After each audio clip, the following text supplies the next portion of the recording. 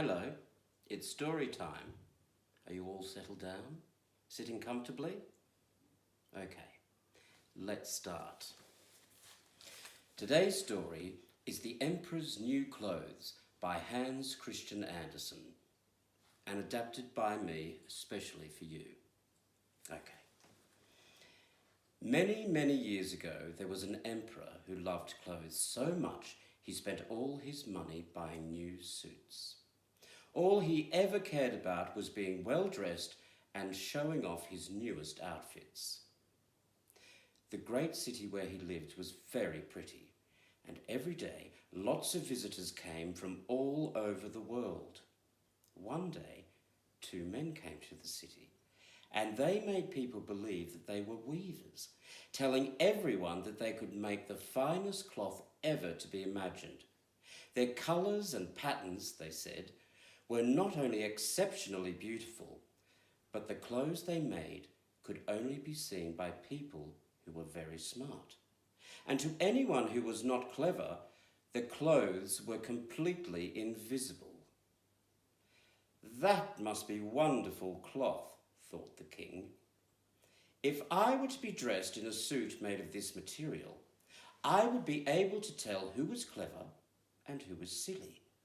I must have this cloth woven for me as soon as possible.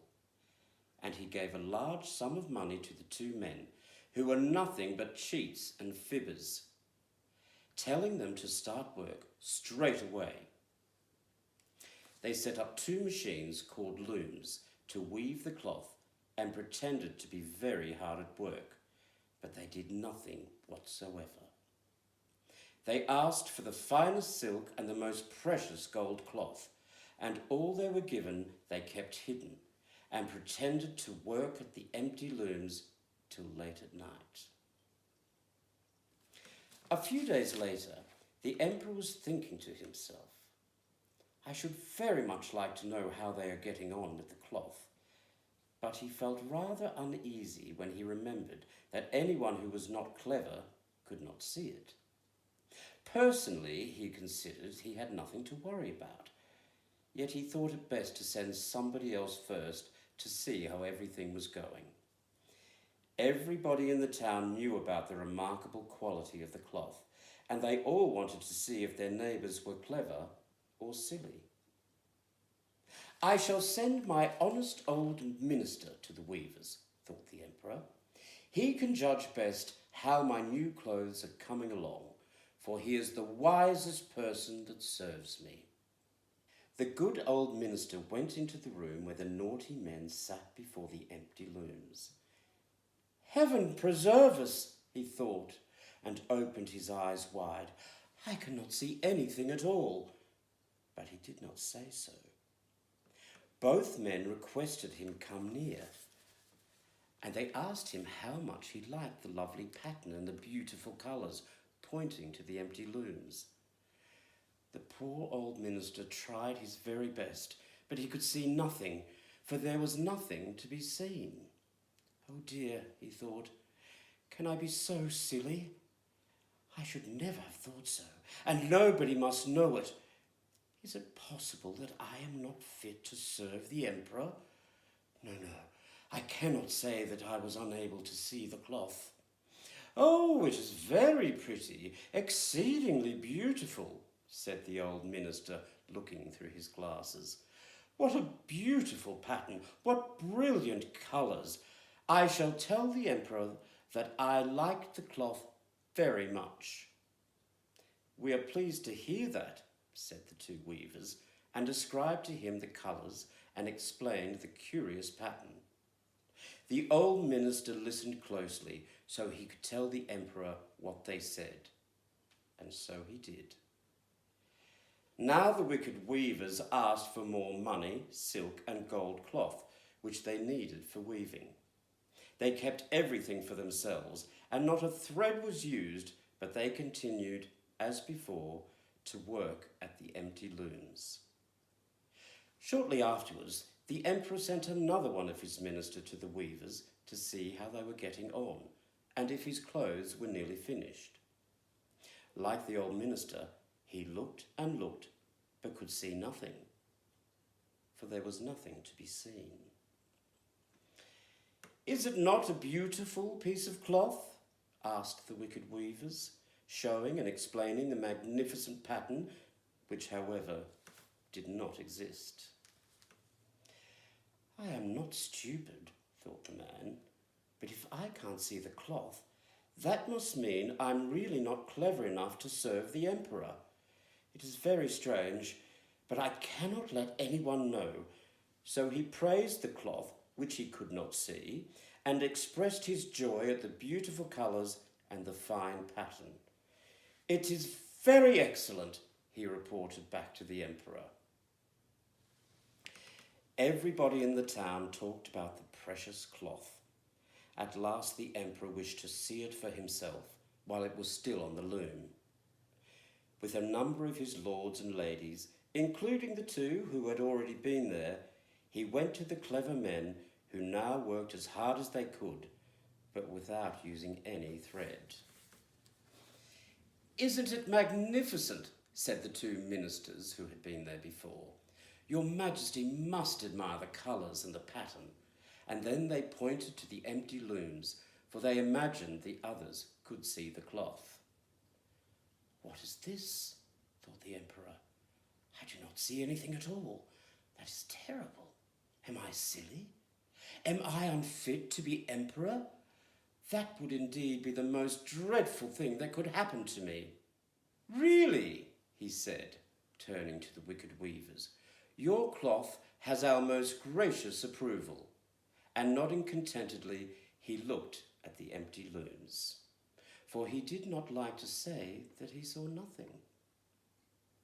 All the lords and ladies who were with him looked, and although they could not see anything, they agreed with the emperor, saying, "Oh, it's very beautiful, magnificent, excellent." And they all advised him to wear his new magnificent clothes at a great parade through the town. Everybody seemed to be delighted, and the emperor appointed the naughty men as the new imperial court weavers. All through the night before the parade was to take place, the wicked weavers pretended to work. To show people that they were very busy finishing the emperor's new clothes, they pretended to take the cloth from the loom and worked about in the air with big scissors and sewed with needles without thread, and said at last, "The emperor's new suit is now ready." The emperor and all his lords and ladies then came to the hall. The wicked weavers lifted their arms up as if they held something in their hands and said, "These are the trousers, this is the coat, and here is the cloak," and so on. They are all as light as a cobweb, and one must feel as if one is wearing nothing at all, but that is just the beauty of them. "Indeed," said the lords and ladies, but they could not see anything at all, for there was nothing to be seen. "Does it please your Majesty now to graciously undress," said the wicked weavers, "that we may assist your Majesty in putting on the new suit before the large mirror?" The emperor undressed, and the wicked weavers pretended to put the new suit upon him, one piece after another, and the emperor looked at himself in the mirror from every side. "How well they look! Oh, and how well they fit," said everyone. "What a beautiful pattern! What fine colours! This is a magnificent suit of clothes." The master of ceremonies announced that it was time for the parade to begin.